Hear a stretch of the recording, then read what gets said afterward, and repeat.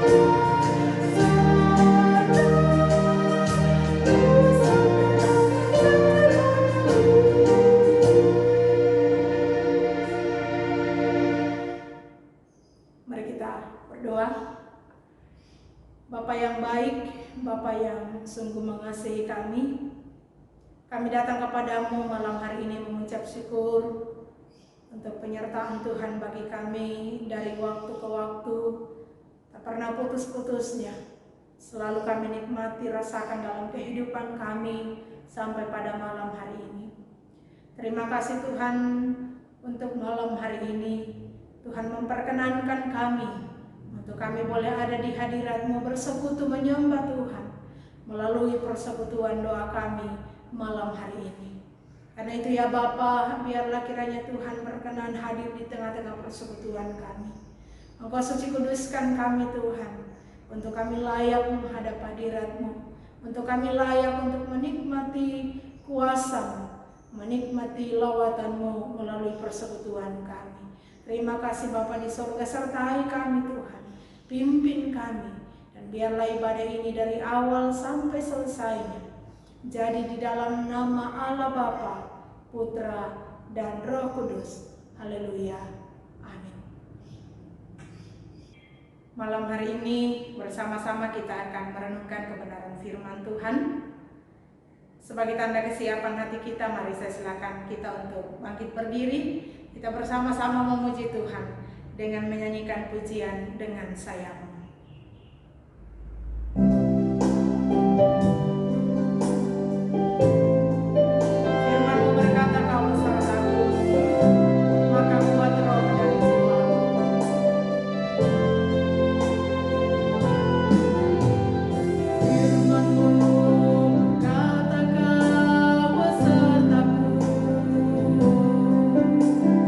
Maka kuat roh dan jiwaku.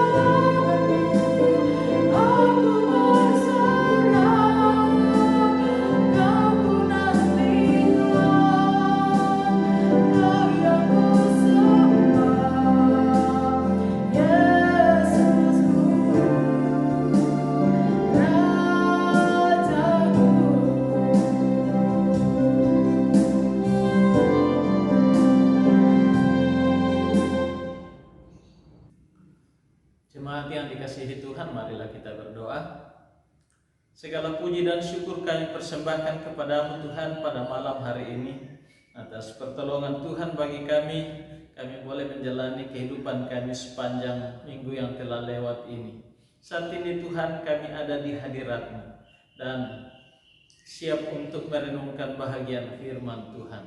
Kami mohon urapan Roh Kudus akan menolong kami bersama, sehingga kami dapat memahami firman-Mu, menjadi tuntunan bagi kami menjalani kehidupan yang Tuhan anugerahkan bagi kami. Berbicaralah kepada kami ya Tuhan, karena kami telah siap mendengarnya. Demi nama Tuhan Yesus kami berdoa. Amin. Selamat malam dan salam sejahtera untuk kita sekalian. Segala puji dan syukur kita persembahkan kepada Tuhan atas pertolongan dan pimpinannya. Kita dapat menjalani kehidupan kita sepanjang minggu ini, dan malam ini kita ada di hadirat-Nya. Mari kita bersama-sama membuka firman Tuhan dari surat Yudas ayat 17 sampai ayat yang ke-23. Surat Yudas ayat 17 sampai ayat yang ke-23. Ini kitab kedua dari terakhir dalam Alkitab kita, dan memang hanya satu pasal. Sekali lagi, Yudas ayat 17 sampai ayat yang ke-23. Saya bacakan firman Tuhan ini untuk kita sekalian. Mari kita perhatikannya bersama-sama. Demikian firman Tuhan. Tetapi kamu saudara-saudaraku yang kekasih, ingatlah akan apa yang dahulu telah dikatakan kepada kamu oleh rasul-rasul Tuhan kita Yesus Kristus. Sebab mereka telah mengatakan kepada kamu, menjelang akhir zaman akan tampil pengejek yang akan hidup menuruti hawa nafsu kefasikan mereka. Mereka adalah pemecah belah yang dikuasai hanya oleh keinginan-keinginan dunia ini, dan yang hidup tanpa Roh Kudus. Akan tetapi kamu saudara-saudaraku yang kekasih, bangunlah dirimu sendiri di atas dasar imanmu yang paling suci, dan berdoalah dalam Roh Kudus. Peliharalah dirimu demikian dalam kasih Allah, sambil menantikan rahmat Tuhan kita Yesus Kristus untuk hidup yang kekal. Tunjukkanlah belas kasihan kepada mereka yang ragu-ragu. Selamatkanlah mereka dengan jalan merampas mereka dari api. Tetapi tunjukkanlah belas kasihan yang disertai ketakutan kepada orang-orang lain juga, dan bencilah pakaian mereka yang dicemarkan oleh keinginan-keinginan dosa. Amin. Demikian jawab pembacaan firman Tuhan untuk kita. Yang berbahagia ialah mereka yang mendengarkan firman Tuhan dan melakukannya dalam kehidupannya sehari-hari. Puji nama Tuhan. Memelihara diri dalam kasih Allah, itulah pokok renungan kita malam ini. Sekali lagi, memelihara diri dalam kasih Allah, itu pada ayat 21 tadi. Saudara-saudara yang dikasihi Tuhan, mengapa kita perlu memelihara diri dalam kasih Allah?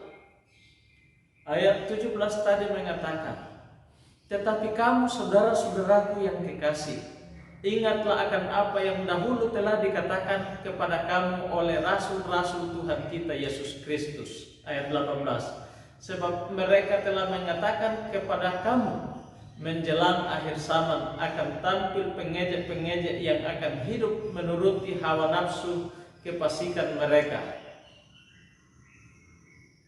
Dengan kata lain, mengapa kita perlu memelihara diri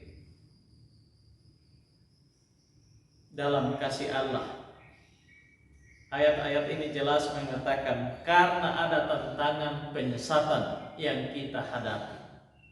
Apakah ciri-ciri penyesat yang perlu kita waspadai dalam kehidupan kita? Ayat 19 menjelaskan yang pertama, penyesat itu adalah pemecah belah.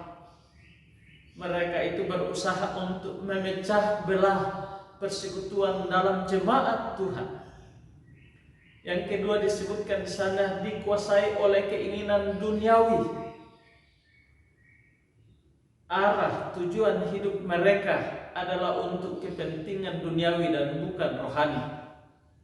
Sehingga sekalipun mereka berbaju rohani, berpenampilan rohani, tujuan dari semua kegiatan itu adalah untuk kepentingan jasmani atau lahiriah, untuk kepentingan perut, untuk kepentingan ketenaran, dan hal-hal yang berkaitan dengan kepentingan dan keinginan duniawi.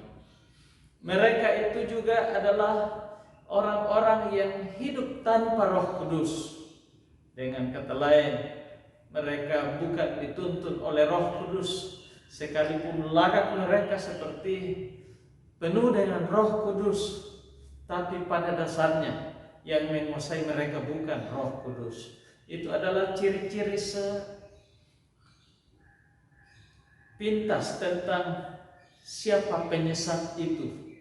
Karena memang zaman di mana kita hidup sekarang begitu banyak penyesat yang muncul. Ingat, ciri penyesat itu pertama pemecah belah, dua dikuasai oleh keinginan duniawi, dan tiga hidup tanpa Roh Kudus. Kita yakin bahwa Tuhan berkuasa untuk memelihara supaya kita tak tersandung. Firman Tuhan dalam 1 Petrus 1 ayat 5 mengatakan bahwa kita dipelihara dalam kekuatan Allah. Itu benar. Dan kita yakin sepenuhnya bahwa Allah berkuasa memelihara kehidupan kita. Tapi keyakinan ini tidak melepaskan atau membuang tanggung jawab kita untuk berusaha supaya kita terpelihara. Karena itu di sini Yudas menasihatkan kita untuk memelihara diri dalam kasih Allah. Thomas Menton mengatakan, kamu tidak boleh tidur di atas ranjang kesenangan atau ketentraman dan berpikir Allah harus mengerjakan semua. Memang Allah mengerjakan semua, tetapi di dalam kita dan melalui kita atau oleh kita. Kita harus memelihara diri kita, kata firman Tuhan. Kalau demikian, bagaimana caranya memelihara diri dalam kasih Allah? Yang pertama, dalam ayat 20a, kita harus membangun diri di atas dasar iman yang paling suci. Kita harus membangun diri di atas dasar iman yang paling suci. Membangun adalah sebuah pekerjaan, sebuah usaha untuk membuat sesuatu agar mencapai tujuan yang kita inginkan. Setelah selesai sesuatu itu kita bangun, maka kita berharapkan akan berdaya guna sebagaimana rancangan pembangunan itu sendiri. Nah, dalam bahagian ini firman Tuhan menjelaskan kepada kita bahwa fondasi dari bangunan kehidupan rohani kita itu adalah iman. Dan kita harus membangun kehidupan rohani kita di atas fondasi yang kokoh, yang kuat, yaitu di atas dasar iman yang paling suci. Ini berarti bahwa waktu kita mulai membangun, kita harus mengetahui persis apakah sudah ada dasarnya yang kokoh, yaitu iman. Kalau belum ada iman, kita belum bisa membangun bangunan rohani di atasnya. Karena bangunan rohani yang dibangun tanpa dasar iman itu tidak akan kokoh, itu tidak akan menjadi bangunan yang bertahan lama. Justru karena itu iman, dan Yudas mengatakan di atas dasar iman yang paling suci. Artinya kita tidak membangun kehidupan kerohanian kita di atas doktrin yang abu-abu. Kita harus tegas untuk kehidupan yang suci. Iman dalam hal ini tidak hanya berkaitan dengan keyakinan, tetapi iman rasuli, iman berdasarkan ajaran rasuli, iman yang berdasarkan firman Tuhan yang telah diajarkan oleh rasul-rasul, diturunkan oleh rasul-rasul kepada umat Tuhan untuk membangun iman di atasnya. Kalau kita jemaat Tuhan membangun bangunan rohani, sekali lagi, bangunlah di atas dasar yang pasti, dasar iman yang paling suci. Jangan membangun di atas dasar iman yang apakah ini dikehendaki Tuhan atau tidak, tapi bangun di atas dasar iman yang paling suci. Kalau kita menghadapi orang-orang yang belum beriman dan kita layani mereka, jangan bangun bangunan rohani sebelum ada dasar imannya. Karena itu beritakan Injil, lalu kemudian bangun bangunan rohani di atasnya. Yang kedua, bagaimana kita bersama-sama menjaga diri dalam kasih Allah. Yang kedua di sini dalam ayat 20 adalah berdoalah dalam Roh Kudus. Berdoalah dalam Roh Kudus. Cara kita untuk memelihara diri dalam kasih Allah ialah kita lakukan melalui berdoa. Kita tahu bersama bahwa doa adalah bagaimana kita berbicara kepada Tuhan, bercakap-cakap dengan Tuhan. Dan doa dalam roh adalah doa yang keluar dari hati yang didiami, diterangi, dituntun dan dikuasai oleh Roh Kudus. Itu adalah permohonan, pujian, ucapan syukur yang keluar dari hati kita yang kita sampaikan kepada Allah karena dorongan oleh Roh Kudus untuk memelihara diri kita dalam kasih Allah. Kita harus senantiasa berdoa dalam Roh Kudus. Thomas Menton kembali mengatakan bahwa doa adalah suatu pekerjaan yang terlalu sukar untuk kita. Kita bisa mengoceh dari diri kita sendiri, tetapi kita tidak bisa berdoa tanpa Roh Kudus. Kita bisa menyusun kata-kata menjadi doa, tetapi adalah Roh yang memberikan perasaan, yang memberikan semangat, yang memberikan motivasi untuk menyampaikannya kepada Tuhan. Tanpa itu, doa itu hanyalah suatu ocehan dingin dan pembicaraan yang mati, kata Thomas Menton.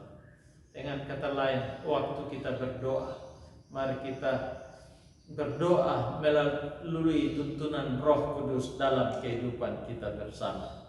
Roh Kuduslah yang meyakinkan kita akan janji Tuhan, akan kuasa Tuhan sanggup berbuat untuk menolong kita menjalani kehidupan yang Tuhan anugerahkan bagi kita. Karenanya kita mempercayai kuasa Tuhan itu akan sanggup menolong kita. Tapi Roh itu pula lah yang akan mendorong kita untuk mengatakan kepada Bapa kita di surga, jadilah kehendak-Mu. Karena Bapa yang tahu persis apa yang terbaik bagi kita bersama. Kita mempercayai Ia dapat melakukan apa saja untuk menolong kita. Tapi Ia tidak akan melakukannya apabila Dia tahu itu tidak berfaedah, tidak baik untuk kita bersama.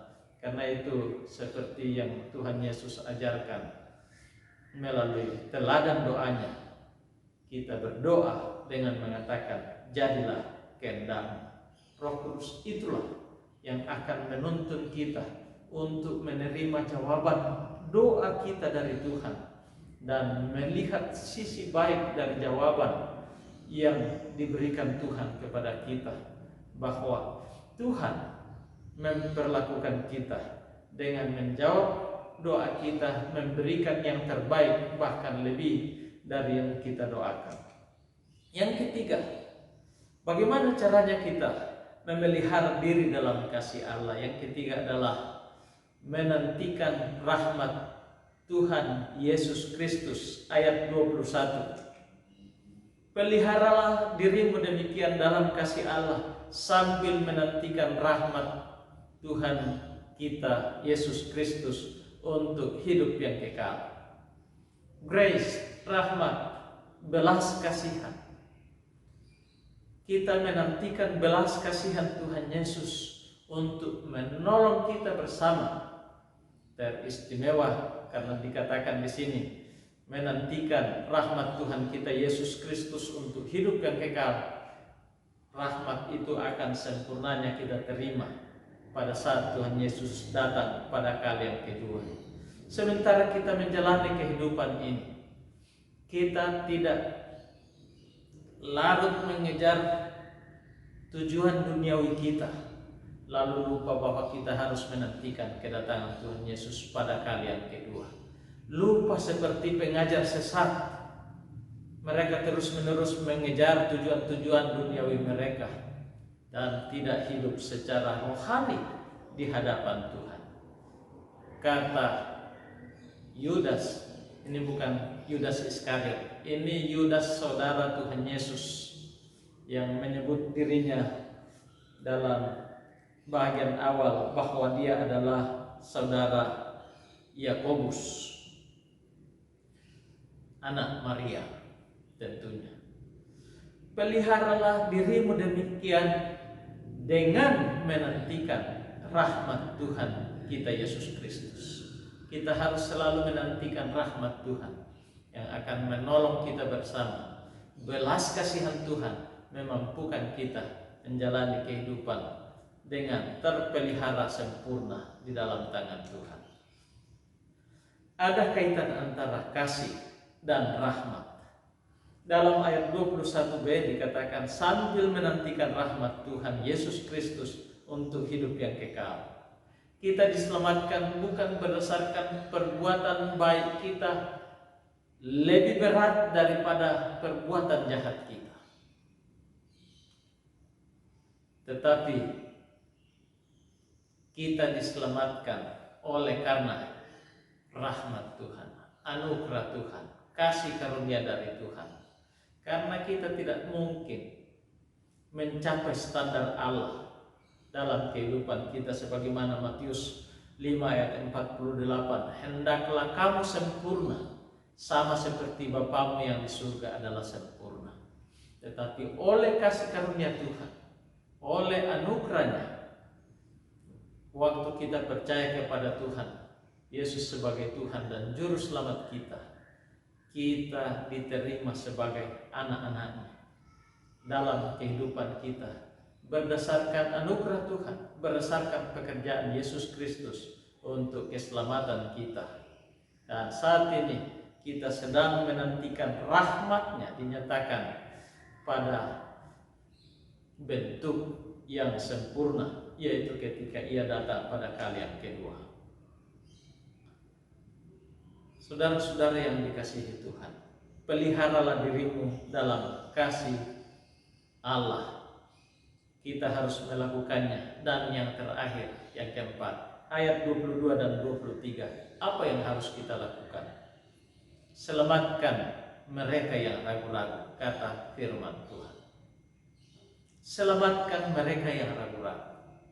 3 yang pertama tadi itu berbicara tentang bagaimana membangun diri sendiri. Dan yang keempat ini kelihatannya ini untuk orang lain, karena kita diminta untuk menyelamatkan mereka yang ragu-ragu. Tentu ini berkaitan dengan mereka yang mulai bimbang akan doktrin Kristen, oleh karena ada pengajar-pengajar yang mengatakan ini berdasarkan Alkitab, saya kembali kepada Alkitab, apa yang Alkitab katakan. Tetapi sebetulnya mereka sedang memberikan pikiran masuk ke dalam pikiran Alkitab lalu kemudian mulai mengubah apa yang seharusnya dinyatakan melalui Alkitab itu untuk membenarkan pengajaran mereka. Dan banyak yang terjerumus, banyak yang mulai ragu-ragu apakah doktrin yang selama ini kita pegang merupakan doktrin Alkitabiah atau jangan-jangan ini sesat. Katakanlah misalnya doktrin Trinitas. Apakah ada Bapa, Anak, dan Roh Kudus yang merupakan 3 pribadi tetapi satu hakikat Allah, atau sesungguhnya Bapa dan Anak dan Roh Kudus itu adalah Yesus sendiri, sebagaimana yang muncul dalam pengajaran belakangan ini? Saudara-saudara yang dikasihi Tuhan, Alkitab dengan sangat jelas menyebutkan berbagai-bagai ayat yang mengatakan bahwa Yesus berdoa kepada Bapa di surga. Waktu ia dibaptis ada suara dari Bapa di surga mengatakan, inilah anakku yang kukasihi, kepadanya lah aku berkenan. Dan Roh Kudus dalam bentuk burung merpati atau tampak seperti burung merpati hinggap di atasnya. Ini jelas supaya jangan kita ragu-ragu akan kebenaran rasuli atau doktrin rasuli yang kita percayai dari Alkitab. Kalau ada yang sudah mulai terjerumus, kata firman Tuhan, selamatkan mereka. Jangan mereka terjerumus ke dalam kesesatan dan mereka kemudian menganut doktrin yang aneh-aneh yang tidak Alkitabiah. Apa kaitan antara membangun atau memelihara diri kita dalam kasih Allah dengan menyelamatkan orang lain? Kalau dalam sepak bola ada strategi yang disebut pertahanan yang baik adalah menyerang. Itu dari mereka yang menganut total football. Pertahanan yang terbaik adalah menyerang, supaya kita jangan diserang, serang mereka. Itu intinya. Dan supaya guru-guru palsu, pengajar-pengajar sesat itu tidak menyebarkan ajaran yang sesat, maka kita harus menyelamatkan mereka yang mulai ragu-ragu. Inilah cara kita untuk melayani Tuhan, menjaga diri. Dan sewaktu kita melayani orang, kita secara otomatis menjaga diri, memelihara diri dari kesesatan yang demikian. Kata ayat 22, tunjukkanlah belas kasihan kepada mereka yang ragu-ragu. Selamatkanlah mereka dengan jalan merampas mereka dari api, tetapi tunjukkanlah belas kasihan disertai ketakutan kepada orang-orang lain juga, dan bencilah pakaian mereka yang dicemarkan oleh keinginan-keinginan dosa. Selamatkanlah mereka yang ragu-ragu. Bagaimana caranya? Pertama, tunjukkan belas kasihan. Allah telah menunjukkan belas kasihannya kepada kita. Tunjukkan belas kasihan itu kepada mereka yang ragu-ragu. Ayat 22. Ayat 23, selamatkan mereka dengan jalan merampas mereka dari api. Ingat, mereka sedang menuju ke api neraka. Pikirkan itu dan selamatkan mereka dengan jalan merampas mereka dari api. Tunjukkan belas kasihan yang disertai ketakutan kepada orang lain juga, dan bencilah pakaian mereka. Tunjukkan belas kasihan itu, tetapi dengan penuh hormat, dan benci dosanya. Itu cara menyelamatkan orang yang ragu-ragu.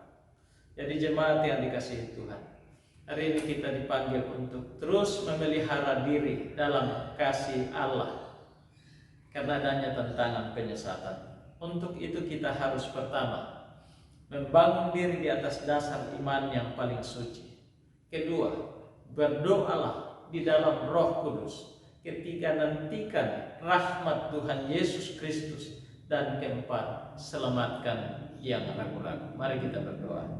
Bapa kami yang di surga, kami menaikkan puji dan syukur kepadamu untuk firman Tuhan yang menegaskan bahwa kami harus memelihara diri sesuai dengan firman Tuhan dalam kasih Allah, sehingga kami dapat menghadapi tantangan penyesatan yang ada, dan kami dikuatkan oleh Tuhan, bahkan saling menguatkan satu dengan yang lain. Terima kasih Tuhan, berkati kami sekalian. Dalam nama Tuhan Yesus kami berdoa. Amin. Saat ini kita akan masuk dalam doa bersama yang nanti akan dipimpin oleh salah seorang anggota keluarga di tempat masing-masing. Sebelumnya itu saya akan menyampaikan tambahan pokok-pokok doa untuk kita akan doakan bersama pada malam hari ini. Yang pertama, kita terus berdoa untuk persekutuan jemaat Tuhan di tempat ini, supaya Tuhan terus menolong, memberkati. Kita doakan jemaat Tuhan dalam berbagai pergumulan-pergumulan yang ada, baik yang sedang bergumul masalah ekonomi mereka di tengah-tengah adanya pandemi COVID-19 ini, supaya Tuhan menolong pun jemaat Tuhan yang sedang bergumul untuk kesehatan mereka. Kita doakan kiranya Tuhan menolong dan melawat mereka, menyembuhkan. Secara khusus kita berdoa untuk Ibu Yatima dan juga Bapak Maret Cahyo yang masih terus dalam proses perawatan. Kiranya Tuhan menolong sehingga mereka kuat dan dipulihkan dengan sempurna. Selanjutnya kita berdoa untuk jemaat Tuhan yang sedang bergumul mencari lapangan pekerjaan. Kita doakan anak-anak kita, jemaat Tuhan, supaya Tuhan akan menolong, menunjukkan dan membuka jalan untuk mereka mendapatkan lapangan pekerjaan untuk selanjutnya mereka tekuni. Selanjutnya kita berdoa untuk jemaat Tuhan dalam pekerjaan masing-masing. Apapun yang dikerjakan, diusahakan, biarlah kiranya Tuhan memberkati sehingga boleh berhasil dalam pertolongan Tuhan. Kita berdoa jemaat Tuhan dalam rumah tangga masing-masing. Kita berdoa untuk anak-anak jemaat Tuhan dalam pendidikan, baik yang sedang menyusun skripsi, pun anak-anak kita yang sedang mengikuti proses pembelajaran secara online. Biarlah anak-anak kita tetap bersemangat dan tetap berprestasi. Kita doakan orang tua dalam mendampingi supaya diberikan kesabaran, diberikan hikmat dalam menata segala kesibukan sehingga dapat mendampingi anak-anak kita dalam pendidikan mereka. Selanjutnya kita berdoa untuk jemaat Tuhan yang lanjut usia. Kita doakan persekutuan kita, baik itu tim gembala, para penatua, diaken, guru-guru sekolah minggu, juga pengurus persekutuan intragerejawi, panitia pembangunan sedang memikirkan untuk baik pembenahan-pembenahan di seputar gereja, juga untuk pembangunan jangka panjang. Biarlah Tuhan memberkati, memberikan hikmat dan mempercukupkan segala yang dibutuhkan. Kita juga berdoa untuk panitia pembangunan yang sudah terbentuk, biarlah diberi hikmat untuk ke depan boleh mengerjakan tanggung jawab ini dan boleh mempersiapkan perayaan Natal kita secara khusus di tengah-tengah keterbatasan yang ada. Selanjutnya kita terus berdoa untuk pengurusan sertifikat tanah gereja kita. Kelanjutannya biarlah Tuhan sendiri memberkati, membuka jalan sehingga boleh dapat terus berlanjut. Juga kita doakan pelayanan pekerjaan Tuhan yang ada di Karawaci, supaya Tuhan menolong dan memberkati jemaat Tuhan di sana, boleh dilawat dan dikuatkan oleh Tuhan menjalani kehidupan hari-hari yang Tuhan anugerahkan buat mereka. Dan kita terus berdoa untuk pelayanan kita di tingkat klasis dan juga di tingkat sinode. Kiranya Tuhan memberkati setiap hamba-hamba Tuhan yang Tuhan pakai dalam pelayanan pekerjaan Tuhan untuk tugas dan fungsi masing-masing, baik di lingkup klasis, di lingkup sinode. Biarlah mereka dapat bekerja dengan baik, menunaikan tanggung jawab yang Tuhan percayakan, dan organisasi kita Gereja Kibaik boleh dibawa semakin maju dalam hidup memuliakan Tuhan, melayani Tuhan, dan kehadiran Gereja Kibaik sungguh-sungguh membawa berkat bagi bangsa ini. Selanjutnya kita berdoa untuk hamba-hamba Tuhan yang sedang bergumul untuk kesehatan mereka. Ada Bapak Pendeta Benyamin Bilson, dan juga Bapak Ibu Pendeta Olvi Hakti dari Unaha Kendari.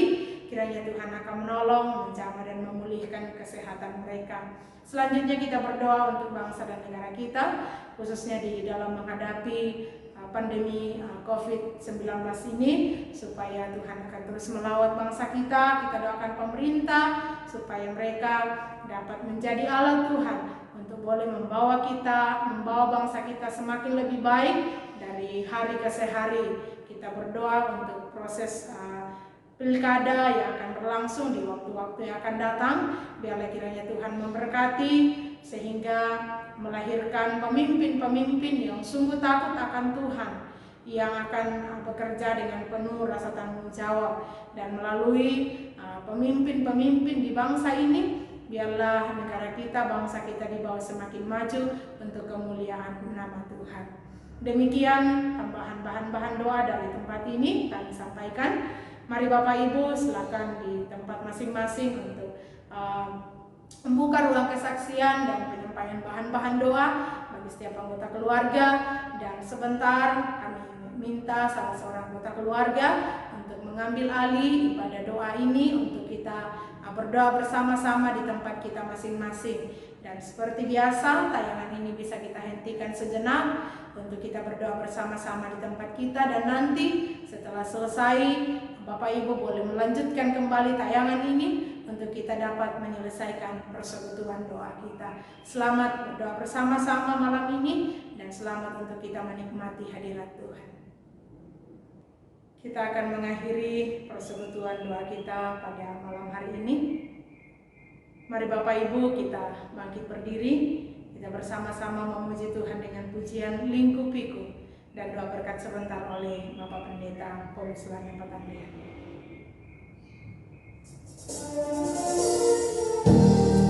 Mari Bapak Ibu ucapkan kasih Tuhan bahwa hidupmu dalam lingkupan tangan kasih Tuhan. Dia akan memampukan kita melewati setiap badai dalam kehidupan kita. Lingkupiku,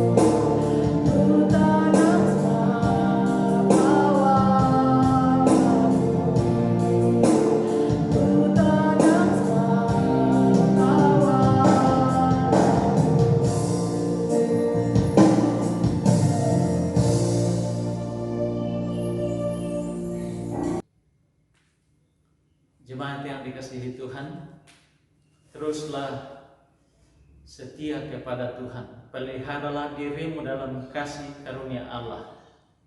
arahkan hatimu kepadanya dan terimalah berkat-Nya. Kiranya kasih karunia dari Allah Tritunggal, yaitu Bapa, Anak, dan Roh Kudus, adalah kiranya menyertai kamu sekalian saat ini, bahkan sampai hari Maranatha, Yesus datang kembali menyambut sale-salenya. Amin. Selamat malam, Tuhan memberkati kita.